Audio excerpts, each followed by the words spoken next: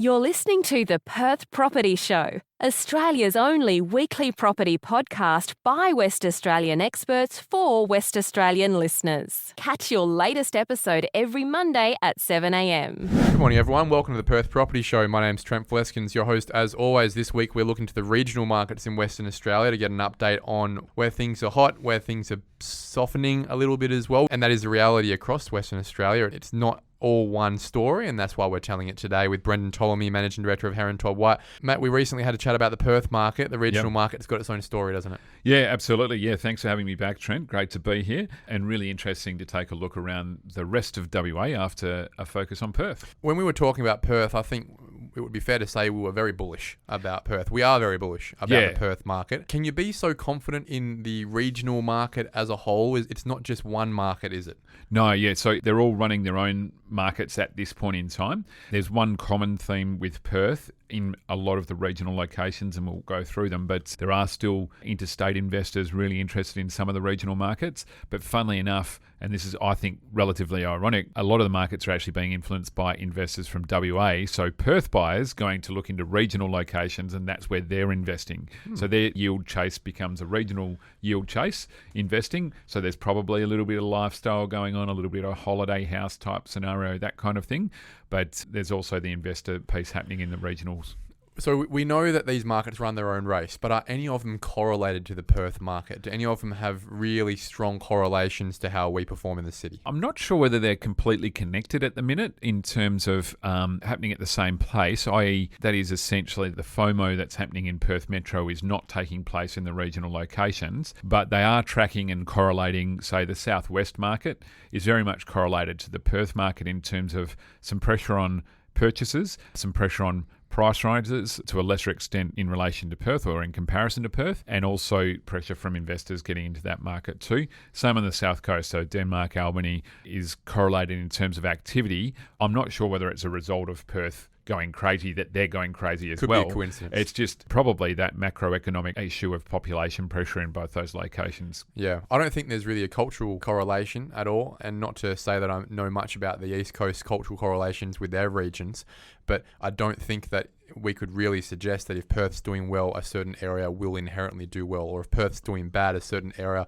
inherently is going to be underperforming. Yeah, and in my time through the market, there's no time where I've been able to say to anyone, hey, Perth's going crazy, quick, go and buy a property in Bustleton because it'll follow. You can or probably, even Bunbury. Or, Yeah, and statistically you might be able to prove that, but it's not a feel within the marketplace of, oh, look, that'll take off now because Perth went. They're not substitutable markets is what you're saying, and therefore that's why we have to have this episode, because it's important to recognise that by listening to the Perth market episode, you're not really answering the questions about the regions. Yeah, and there's lots of factors going on in values through regional WA, and so a lot of the demand and supply pressure that is being felt in Perth will be felt in those locations as well, but they're all on different scales. So it's relatively easy, or it's a relatively straightforward process to build a dwelling in large regional locations, places like Bunbury, Bustleton, Albany, where those markets are returning to confidence. And they've got people who will build houses there as well. You've got a population base that can create supply. As opposed to when you get into the northwest, even get to Geraldton and Kalgoorlie, that's a more difficult proposition in terms of actually putting supply of built houses on the ground, and so that starts affecting prices. And you need different solutions, and we can talk to that. Let's start with Mandurah. I know it's part of Perth's city centre, but I do like to pull it out because it really has its own story in its own ways, and not many people that live in Mandurah have ever really lived in Perth, and vice versa. And funnily enough, I think I've said this before, but we have a lot of statistical analysis in our business for our clients, for the banks, and they treat Mandurah as a regional location. That's not part of Perth Metro. So does Watercorp, by the way. Yeah, there you go. So it's a different place to supply water. Probably got more rain than Perth. It's on a cautious recovery. I know that people will be sitting there listening to this saying, oh, I've seen price increases that are 20%, same as Perth, that type of scenario. But it's a more cautious recovery than the rest of Perth Metro. It has a much bigger way to go. When we bag Baldivis out in terms of its volatility and its amenity over the last 5 years, we're not actually mentioning an area that has performed far worse. And that was Mandurah, wasn't it? Yeah, and we did some statistical analysis down there that it showed it definitively on average dropped by at least 33%. If you correlate that with, say, the Northwest market in terms of the Pilbara, that dropped by 66% from top to bottom. And so it's still recovering from that point in time. It's probably getting most of that 33% back at this point in time. But that's on average, right? There are properties in that area that are not ridiculous outliers that went from $500,000-$600,000 to like $200,000 in value. Yeah, absolutely. These are development blocks and things like that. Yep. Or even the canals houses worth $3 million went down to 1 point something. Yeah, and so when you dig into it, there's still the regional fundamentals, and in valuation we talk about that as being the local economy impact. And so Mandurah's still got an issue around what's that local economy supporting there, what's going to draw people to town in terms of employment, lifestyle, and how is that going to then flow on to affect values of property in the location going forward. The Mandurah market, forecasting that over the next year or so, do we see continual pressure from demand and supply? Is it having correlated experiences with regards to replacement cost increase? Or is there enough fat in that market that they're really, in terms of oversupply, that we're still working back from, that we're not going to continually see Mandurah pop up to Perth prices like we did 15 years ago? Yeah, I think it'll struggle to get to those highs that it achieved in the past. But from what we're seeing in terms of sales activity at the minute and value increase, the coastal sections of Mandurah between Rockingham and Mandurah are on a severe pressure going forward. So I expect to see some value increase there. Some of those subdivisions around Mandurah, so to the south, east and slightly to the north, I would expect they are going to see price increases, but they're not going to be in the same correlation as Metro Perth. And what they're doing in that sub-market there is adding quite a bit of supply to that market. So you think about Lakelands, Carnup, you think about Tucky Cove, you think about Florida Estate in Dawesville. Yep. There's some serious land supply there that I think tempers, in a way, the demand. It obviously is a substitutable product of adding more supply to build a new house rather than buying the stuff in Mandurah proper. Yeah, and we talked in the pod about Perth Metro and the flip between established house prices and the incentive then to go back and buy land and build a house. And it probably flips over quicker in that Mandurah area because there are so many land and price options as a result. Mandurah is one where looking into 2024 as still having positive growth, but maybe not to the same extent as Perth. Yeah, and if people are looking for that holiday house, that's a regional theme here. Still cheap. Then still go and take a look down there. There's plenty of places to buy and some great beaches and those and different types of products, from old villas and apartments through to stuff on the canals that are worth millions of dollars. So don't be shy. Go and have a look around if that suits your lifestyle options. Also to note, the rental market down there is knackered. There is nothing to rent. Yeah. So there is really no substitutable market in that space. All demand has to go into the purchasing market. Yeah, for sure. And everyone can afford the prices out there as well. So Yeah. positive in Mandurah. Let's go to Bunbury. It's really interesting to look through just some of those raw REWA stats because we just wanted to compare maybe the median house price in the southwest. So we're talking about a blend here between Bunbury and Busso because that's how these statistics are presented. But essentially, the median house price is up from $374,000 it was in 2019, and that's now $490,000. That's a 31% increase over that 4-year period. In that same period, in comparing that to Perth, it's about 20% less than what Perth experienced in terms of value increase. So it's still lagging in terms of the dramatic growth. What we are seeing in terms of trying to nail down exactly what it's like to buy in that market versus the Perth metro market is essentially you probably have less offers in that Bunbury-Busselton market. So things are still turning over really quickly. The median selling days have reduced from 62 days back in February 2020 to 14 days in November. That means things are selling a lot quicker.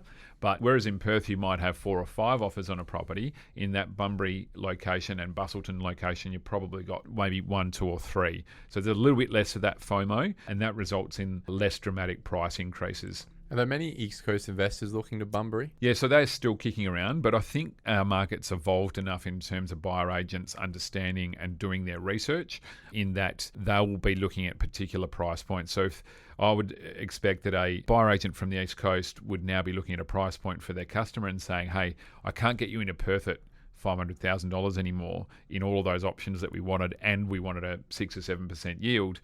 But I can get you into Bunbury with those numbers because the rental market is still strong, expecting undersupply into the future.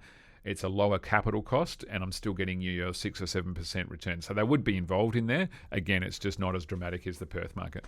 Take us down to Buswell. More of a lifestyle option. So I think we get a change in the mixture of purchases there. So less East Coast investors, more locals. Funnily enough, I think the price point in terms of where the involvement happens is similar to what we're talking about in Perth. That 500k to 800k is pretty active. Because last time we were speaking about this in August, you said that Buswell had gone from red hot back to white hot. Yep, it's just going through a little bit of where the market stands and almost looks itself in the mirror and goes, are we really white hot and are we going FOMO? And we're doing a comparison to Perth, which is white hot and FOMO. Yeah. So Busselton's not quite at that mark. And I would say that there's probably should be just enough supply to maybe hold that instead. But supply is really constrained in there again. It's not dissimilar to Perth in terms of, we go back to 2015, there was 2,600 properties on the market. Through 2020, there was just under 1,800. We're down now to 423. Okay, so we've got a supply problem in there.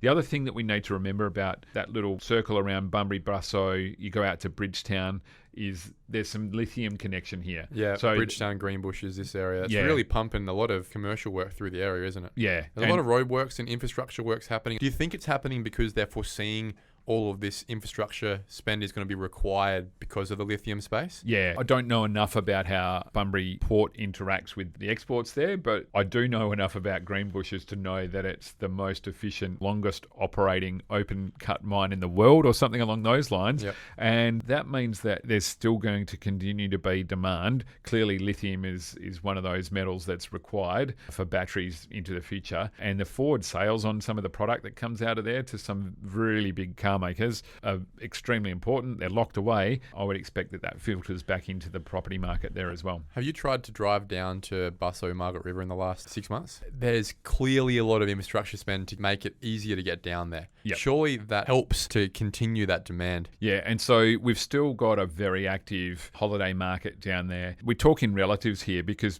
essentially during and post-COVID, that market went absolutely crazy, and we're talking probably 1.5 million plus. It's calmed down a little bit, but there's still significant price pressure on the holiday home market in that post $1.5 million. And it comes back to a little bit like the Perth message. If you're waiting for those prices to drop, I wouldn't expect it's going to be oversupplied anytime soon. Okay, so no downs and then just a wait and see on how much the up looks like. And so now we're getting back to a little bit of product purchase. So if you've got more than $1.5 million to spend on a holiday home down there, you're going to wait for the right option and wait for a few things to come to the market and choose the one you like the most, as opposed to just bowling in and having to buy the first thing that comes on. Well, you want a fair price for the great property, not a great price for a fair property. Yeah, the overriding message is market strong, but not quite as strong and healthy as Perth Metro. Let's go to Albany, Denmark. Yeah, Albany market, Trent. I checked in with our valuer down there. His line was very, very hot. Oh, good. Let's move to Kalgoorlie then. So essentially properties still selling within a week in Albany. Most of those at the time they're well presented. Interestingly, land prices have already started to go up down there. So essentially they've been relatively stagnant from a long period of time, about 3 or so years. And essentially what's happening there is consumers can see that values have gone up. They're looking elsewhere for how they create supply, i.e. how do they get into their housing market. They've started to go back to land, and now the land developers can see them coming back to land. They're coming back to land because construction timeframes have come back slightly and costs have obviously leveled off. There's still a longer than traditional time to build, but it's still a better option than potentially getting into the established dwelling market because that's so hot at this point in time. I didn't think that there was much land development options in Albany. That supply is still relatively constrained, so it's really interesting that it's stayed stagnant for such a long period of time. Even to the extent that there are so many properties in Albany that you could subdivide house behind a house, triplex. None of them do because the price point doesn't make it stack up. Yeah, and it's a little bit like a lot of those regional locations. Sort of like Mandurah. Yeah, as soon as you do your infrastructure costs and those kinds of things, you waste all your money because there's actually no profit in the extra piece of land that you create. I think the sense... So the price point's keeping supply down in a way. To an extent, yeah. And Albany, it seems like there's still a number of buyers coming into that market, in particular Denmark too, from a lifestyle/holiday home point of view. Again, a little bit like Busso and Dunsborough, you've probably got a little bit more choice now than you had before, but you're not getting wholesale price correction. Okay, are we seeing material price growth in Kalgoorlie? And the reason I ask is because we've spent the last couple of regional updates talking to Kalgoorlie, really changing its tune. It's on an upward trajectory. It's a really strong market. There's a lot of activity. There's really nothing available. Are we seeing it convert into dollars? Yeah, absolutely. And so the feedback from our valuer on the ground in Kalgoorlie is, quote unquote, it's going nuts. Plenty of investor activity.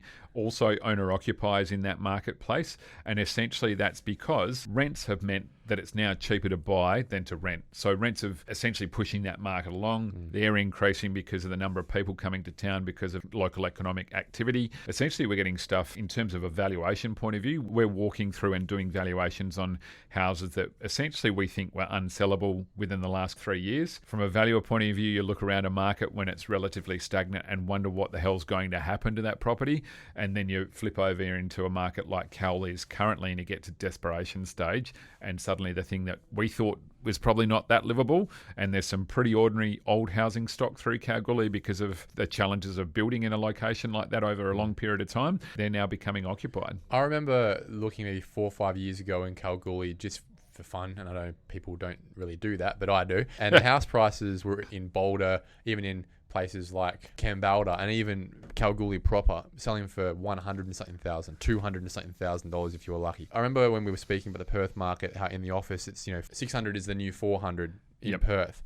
Has that sort of thing happened in Cal? It's not quite there. It's actually just consolidating a bit. I had a look at a few sales in Kambalda just in the last couple of weeks, and it's interesting that there's some people taking on the challenge of renovating some of that housing stock, and definitively the value is changing based on the fact that they've invested in fixing up an older property, creating a nicer place to live, so they're getting a much better rental return, and the value increase is there. So it's moving, but it's not a dramatic movement.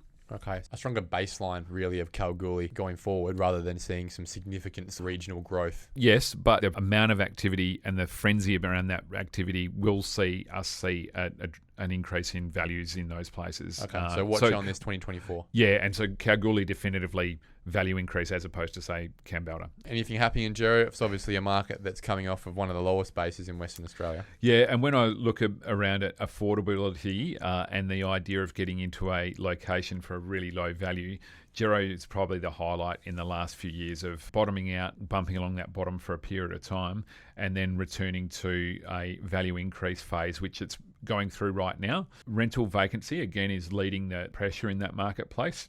It's less than 1% at this point in time. And the yields, and investors are definitely coming for Gero. Yields are sitting around at that gross numbers of 9%, which is obviously really healthy. The sub $500,000 market is extremely active at the minute. And essentially, investors are going into that capital market to chase those rents. Buyer agents are really active in the location in terms of doing their homework and trying to buy affordable product for their clients. But again, a little bit like we've talked about with some of the other locations, we're not seeing the effect on the median house price at this point in time. So that means that when you generally look at the statistics, it looks relatively cheap. The other thing that our valuer on the ground is reporting in Gero is the buzz around town as to what might happen into the future with projects that are There's a buzz in Gero.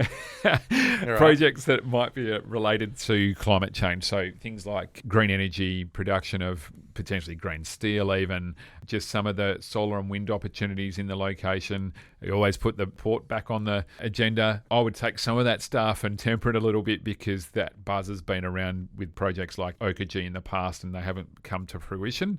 And so potentially the town got ahead of itself in terms of median house price in the past. So yeah, good activity through Gero and definitive value increase happening through there at the minute. Let's go to Karratha and Headland. Karratha, not a lot happening there right this minute is the report from on the ground that our valuer that lives in town. It's chugging along and it means that there's just not that same pressure in terms of purchases in the location at this point in time. And essentially our valuer reports that it feels like we're lacking a little bit of consumer sentiment. So essentially people kind of sitting on their hands, what's going to happen next? Now the other part of that scenario is that rents are under a massive amount of pressure. So if you think about what we've just talked about with Cal and Gero, the rents have led the value increase in terms of capital value. So there is a chance that that happens through Karratha going forward. As we know, it's an undersupplied location. Right? Do you think people are just scared? Everyone remembers what happened 8 years ago, and they all followed essentially a commercial yield in the residential areas in Karratha and Headland. Properties renting for $1,500 a week, so I'll pay $1 million